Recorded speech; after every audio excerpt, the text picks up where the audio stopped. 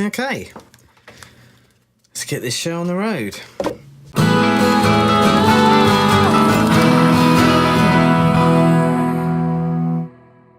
Hello, how you doing? I'm Kieran from Boxtape, and this is a follow-up video to our previous video called Cool Music Thing Number 2 as part of our series, playing the JD-Xi with a guitar. It has a guitar input, it can kind of track notes and so on. Anyway, that video turned out to be really quite popular for some reason. Load of comments, load of questions.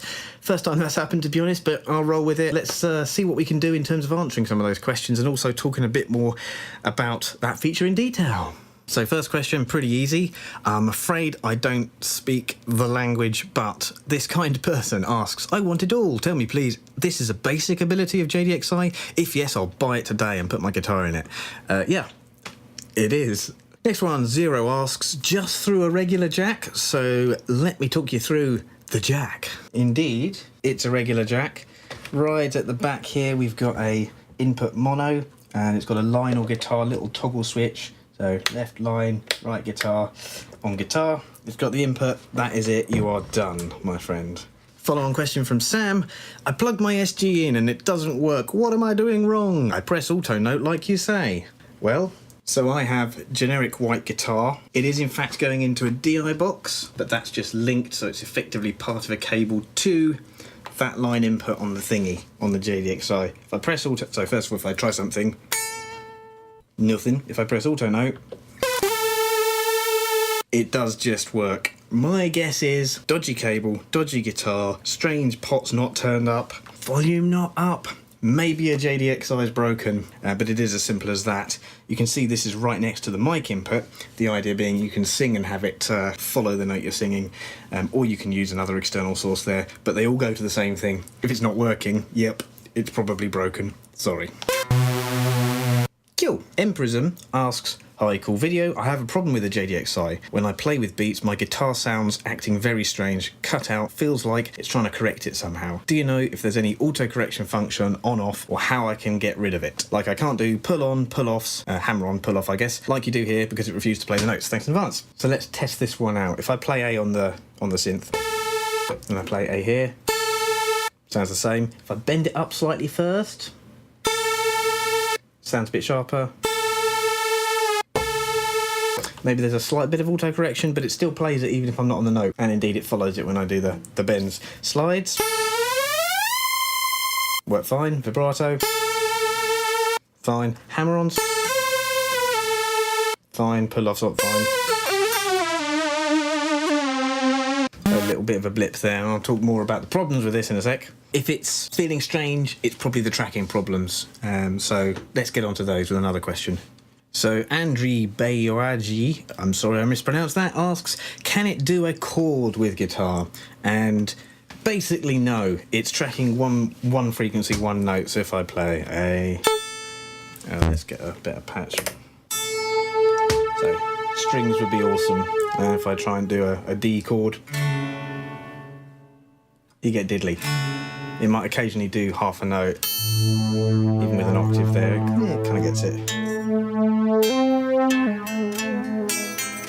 So it's trying to pick out which note it is it's failing, and it's flailing around. So that's the crux of the shortcomings of this. It's monophonic. If you play two notes, it'll go between them. It won't know it. It'll just cut out. So with guitar specifically, that means if you hit another string accidentally or there's some background noise and it's not just a pure note sound without anything else going on, you're going to run into trouble. If I sort of do two strings, if I do a pull off and sort of hit the other string at the same time,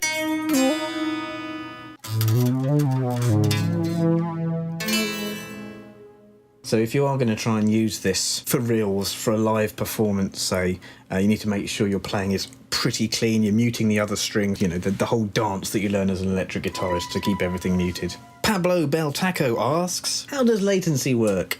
The latency is not bad. It's better the higher the pitch, and I think that's because higher pitch, more waveforms, higher frequency, so it counts more, or it can detect it more easily, whereas a lower frequency, it's going to take longer for it to recognise what the note is. Kind of like a tuner. If you tune low strings or you do drop tuning, it can take an age to find the note. So quick demo, we'll have guitar and synth playing at the same time, and I'll do something nice and sharp.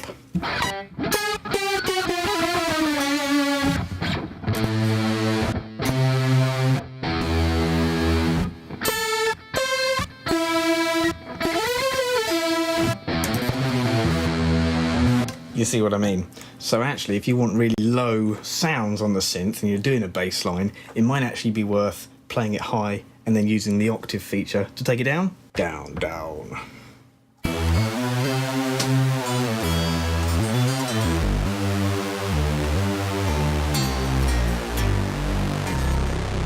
Then you can go really low.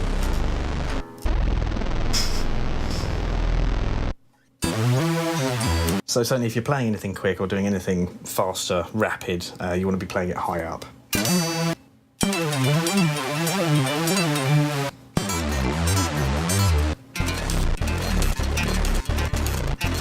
Latency. Next up, Rosalvo Paradella asks, nice, without the GK3, how are the chords? So the chords question we've kind of answered. They're not. But the GK3, so I don't know if it's in the GK3, I'll try and put a picture here. It's a whole guitar synth system. You put a special pickup on your guitar and it listens to each string individually. So it does this, but on each string, and it's slightly better. It picks up everything so you can play chords, basically. And it's very similar. Obviously, Roland and Boss, they're pretty much the same company. I've demoed it twice. It didn't work very well. It worked about as well as this, but with multiple strings, and the tracking was a little better. Many times, you know, when you're trying to do something creative and push what you can make with a guitar, you might be tempted to see about the GK3 or other guitar synth things. You can get guitars with it built in as well, but it just hasn't been good enough for me. I haven't tried it in a few years. Probably next time I see one in GAC in Brighton or something, give it another go. But yeah, so yes, this is nice. This is without the GK3, and actually it works for me about as well if you're a clean player and you're doing high up stuff. I think you could really use it to great effect at a gig if you're really careful and you practice a lot. The wrong note here, if it's on a really big, clear sound at a gig, could sound pretty naff. But if you do it right, it'll impress them. It'll impress them. So Joey Rodriguez asks, does anyone think that this would be one of the best affordable synths if it was able to do beats longer than just a maximum of 4 measures? It's my only issue with the JD-Xi. So yeah, no. 4 bars is the maximum length for a single pattern. I don't know why you can't chain them together. We've got these really cool pocket operators. Here's a card and a link to a really cool video about one of them. And they can chain, like, I don't know, 200 odd patterns. It's a tiny little interface. Don't know why they don't have it here. Could be because they want the live performance element. I guess one of the things is you can set the tempo a bit lower and 4 bars can actually seem quite long. Here's an excerpt from one of our tracks, which I think is called Kawaii Bento Octopus Sausage. Yeah, I remembered it, and here's how it goes. So you can use the favourite button to quickly go to a pattern. So if you wanted to go through 4 bars, 4 bars, 4 bars, 4 bars, you know, there's enough there for a pretty standard or even pretty extensive track.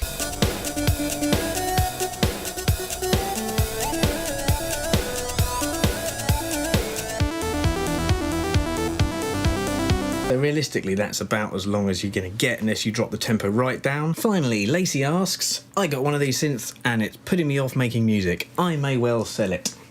Well, shit. I don't know, I think it's pretty cool. We put a track together very recently, our last video, so our last track, called Come Take Me On If You Dare. And it's kind of a mashup of proper chuggy, metal, riffy guitars and the JD-Xi for rhythm, as well as bass, actually.